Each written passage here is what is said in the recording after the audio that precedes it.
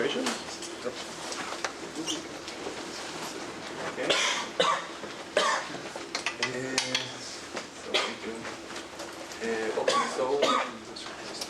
Let's start with what Bayesian persuasion is. So, generally speaking, the idea of Bayesian persuasion is louder. People have studied this type of questions for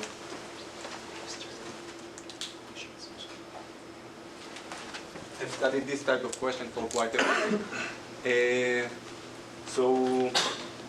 The idea is how to reveal information correctly and optimally in a settings where let's say there are two parties and the first party has more information than the second. So very simple and clean model for it is a sender-receiver model, where we have a sender who knows the state of nature, and we have a receiver who doesn't know the state of nature.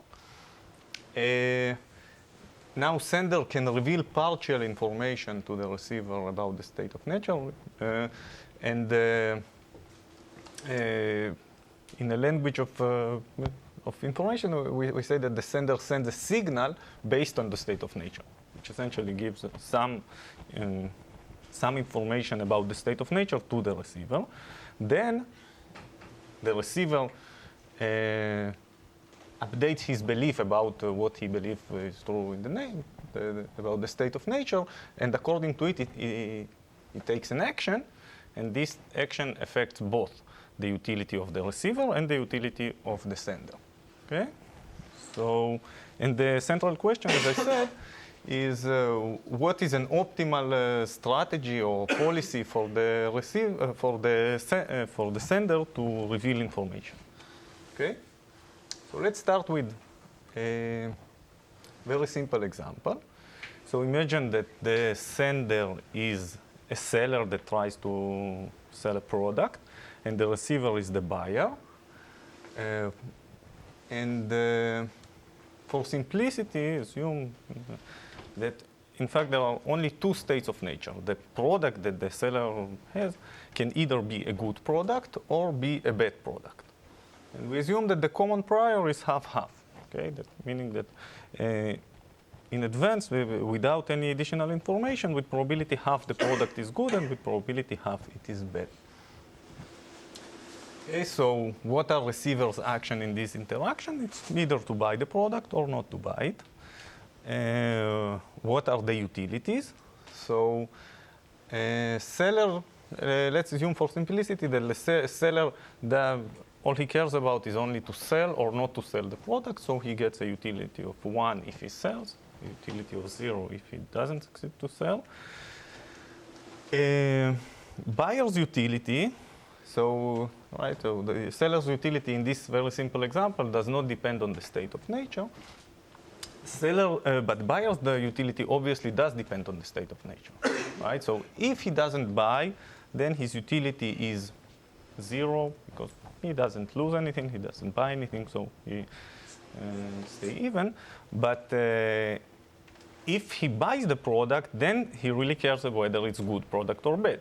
Okay, so for just a numerical example, let's assume that if the product is good, my utility is 1, and if the product is bad, the utility of the buyer is -2. Okay? So what are possible signaling policies for the sender in this example? Let me mention a couple of them just to have an idea of what Bayesian persuasion is. So one of them is always recommend to buy. Okay? The seller, no matter which product he has, he always tell him, it's a great product, buy it. So what will happen in such a case? In such a case, this signal is in fact, it contains no information. So essentially the receiver doesn't learn from it anything. And he said to himself, okay, so with probability half, my utility will be 1. With probability half, my utility will be -2. This is negative, so I prefer not to buy. Okay, so therefore he will never buy such a case. Okay, so we suggest slightly better strategy, which is the truthful strategy. Okay, so which is always tell the truth. So right? So the one important aspect in this interaction is that seller, unlike the buyer, knows the quality of the product. Okay, so a buyer can just so seller can truthfully tell to the buyer the quality of the product. So if the product is good, he's telling him that it's good. If it's bad, he's telling him that it's bad. And then essentially what we get is that with probability half, in the cases where the product is indeed good, then he succeeds to sell the product. Okay. And now let's move to what is the optimal policy for the seller in these settings.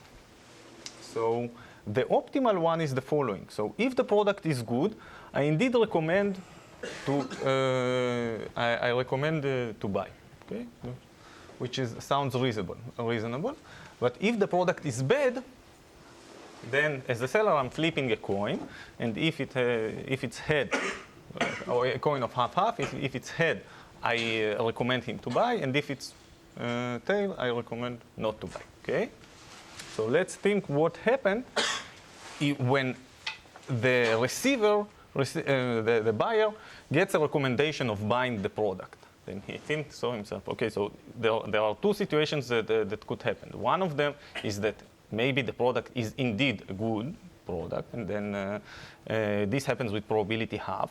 And there is also a possibility that in fact the product is bad, but according to the flipping coin, I received the recommendation to buy, but this happens only with probability 1/4, right? So after doing a Bayesian updating of the belief about the state of nature, so now his belief about the state of nature is 2/3, 1/3. And now, indeed, you can see that he's indifferent between buying and not buying, and we assume that in case of indifference, he will buy. Okay? So, and this policy guarantees a selling of the product with probability 3/4. Okay? And in fact, it's not complicated to see that this is the optimal policy. Okay? So now let's move from this simple example to the same simple examples, but with multiple receivers. Okay, so now the receivers' actions are in fact profiles in 0, 1 to the n. Every one of them can buy or not buy. And seller's utility can be now is a function of the profile of receivers that decided to buy the product to the 0, 1. And in this case, it's for this example, it's reasonable to assume it's also monotonicity, right? If I succeeded to sell more products, I should gain more from it. Okay, so what about buyer's utility? So we have many buyers now. Okay, so now the utility of the buyer. So just for simplicity, let's assume that still, if I'm buying a good product, my utility is 1, and if I'm buying a bad product, my utility is -CI. And note that CI shouldn't be the same across players. Namely, there are players that might be dislike a bad product more than others. Okay, so now we define. So in fact, the CI will not play a role in our game. But a more important number will be AI, which is 1/CI. Remember, in the case of where CI was 2, or the utility was -2, we decided to lie with probability half.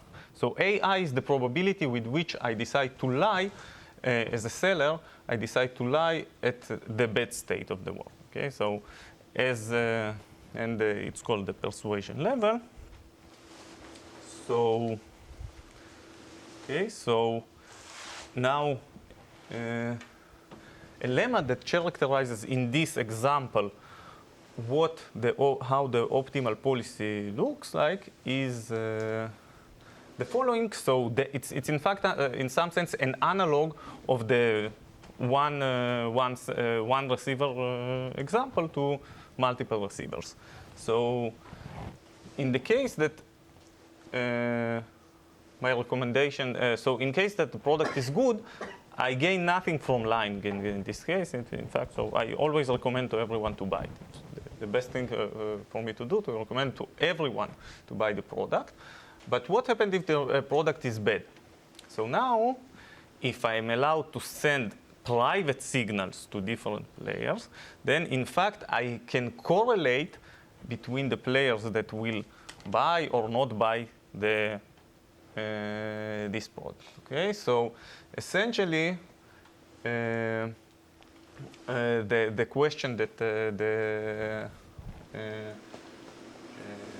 seller should solve is essentially he wants to maximize this this expression. Well, this is exactly his utility, okay? But under constraints. And what are these constraints? These constraints tells me that I cannot lie to agent I too much, because if I will lie him too much, he will not believe me and he will just simply not buy it any time. Okay, so these are the and the constraints are quite simple. Which are marginal constraints, constraints on the marginal of this distribution. And it turns out that this expression is exactly the concave closure of a function, of a discrete function. So V, remember, V is the utility of the receiver, which is defined on the discrete points 0, 1 to the n. And V plus, this is common, it's a concave closure. A way to think of it is like you take these discrete points and you put a blanket on it. Okay, so we want to evaluate it at the point A1 to AN, where A1 to AN is the profile of persuasion levels of the receivers. Okay? So, corollary, straightforward corollary from this lemma is essentially that computation or approximation of optimal revenue for the seller is in fact equivalent to computation or approximation of the concave closure of at the profile of persuasion levels. Okay, so right, so it gives us this equivalence. The question that we will be interested to address is for which classes of functions we can compute or approximate optimal policy for the sender. It's equivalent to the question for which classes of function we can compute or evaluate the concave closure. Okay, so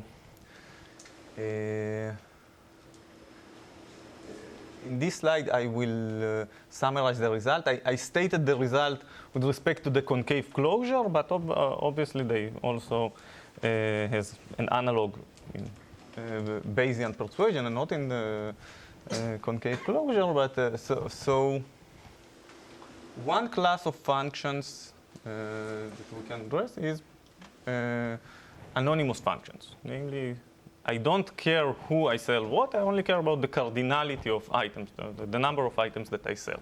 Okay, so in this case, we can compute in polynomial time the concave closure, and also we know to say what is the optimal signaling policy and which point exactly maximizes it. It's also polynomial. What about supermodular functions? Okay, so for the case of supermodular functions, in fact, this is a theorem that was proved by Lovash for 81, that the concave closure can be computed in polynomial time. Okay, so up now we see that everything is simple, which is good.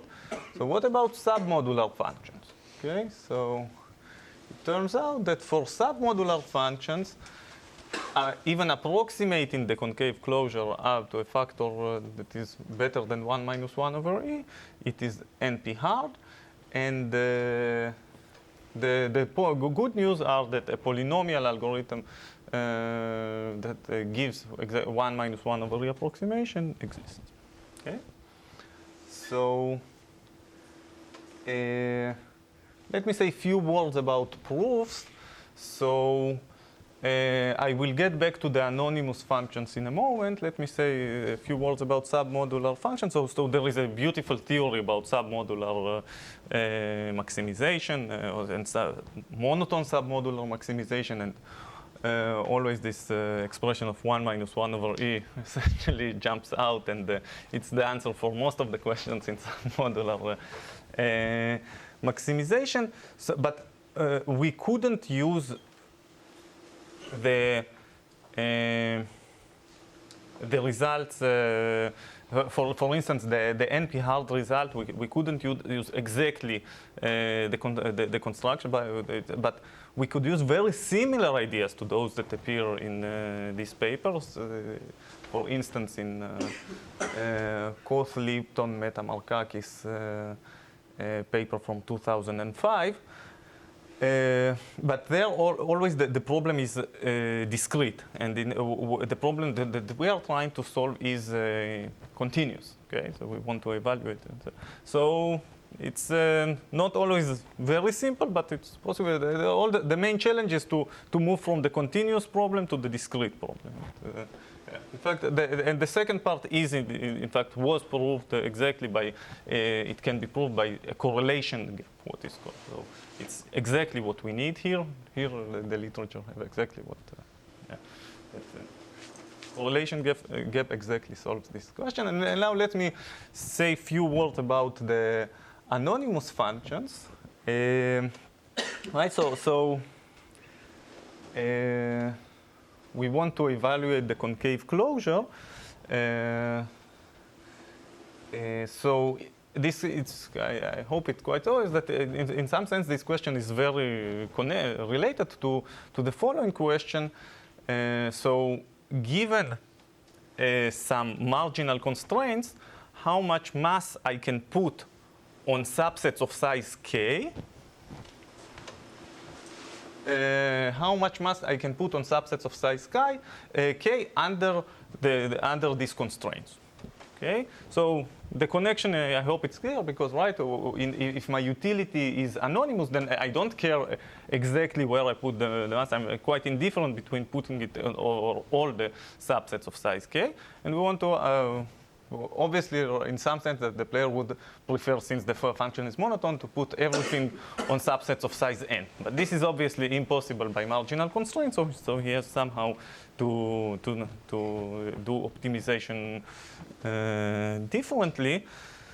And this lemma, in fact, gives a precise answer to this question, and maybe it can be also useful in other things, not only here. So yeah, so the lemma tells exactly what is the maximal mass that we can put under constraints. Okay, so assume that these AIs are monotonically decreasing.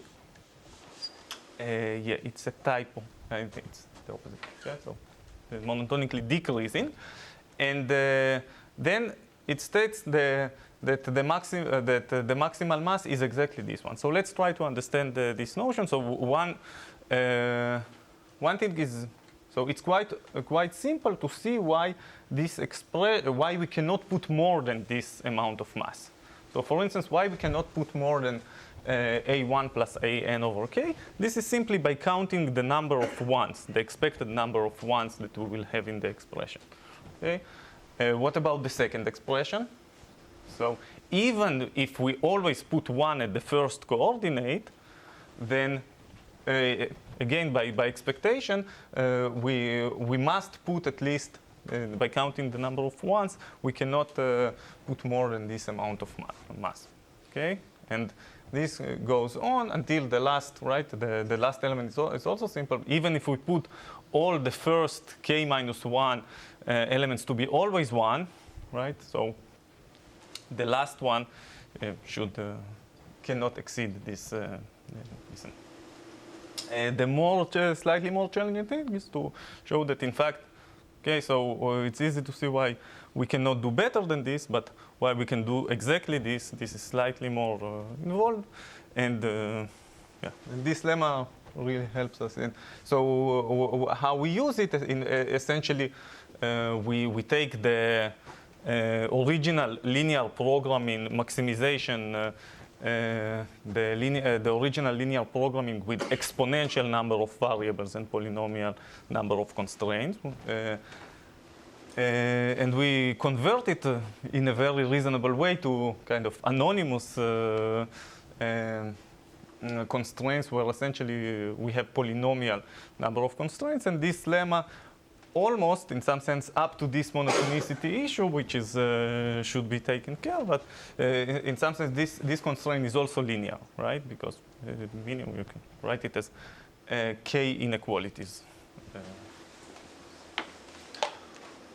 Okay, so let me finish with open problems. So, in fact, almost everything I think is an open problem. So it's not true that I know to solve only this example. It can be slightly extended, but not too much. So most of the things I think in this area of persuasion and still remains, especially with many, in private Bayesian persuasion where you have multiple receivers, most of the questions remain unknown, to me at least, I don't know. So, for instance, one question is, what about other classes of set functions? So, submodular, so supermodular, monotone, but not much more than that, I know to say. What about non-binary state space? Okay, I said that the product is good or bad. In fact, this question was very elegantly addressed recently by Dogmi and Xu for submodular maximization, and they prove very nice result there.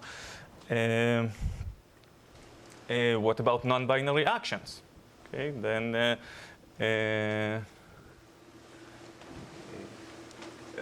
by the way, this connection to the concave closure is true only for binary sets. Nevertheless, Dogmi and Xu succeeded somehow to go around this question and not to take this approach of concave closure and still solve for some cases. Non-binary actions, and maybe the most this is the most challenging. The last bullet is probably the most challenging. Is what happened if we have pair of externalities. Okay, so we assume that the receiver doesn't care whether other receivers will buy or not buy the product. He cares only about himself. Okay, so with pair of externalities, the analysis becomes much more complicated, and we not necessarily even have uniqueness of equilibrium, and many interesting question arises. But yeah, it will be very interesting to address this. Thank you.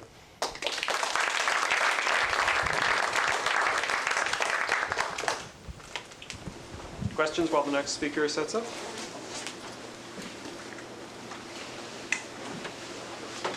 Yeah.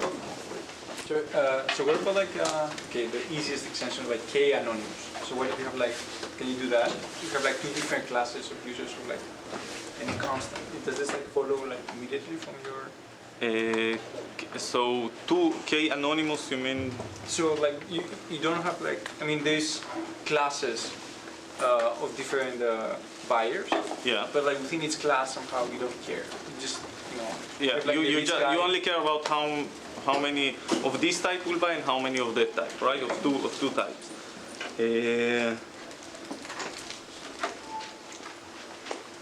Yes, I think so. Since it's only two, the same technique should work. Yeah.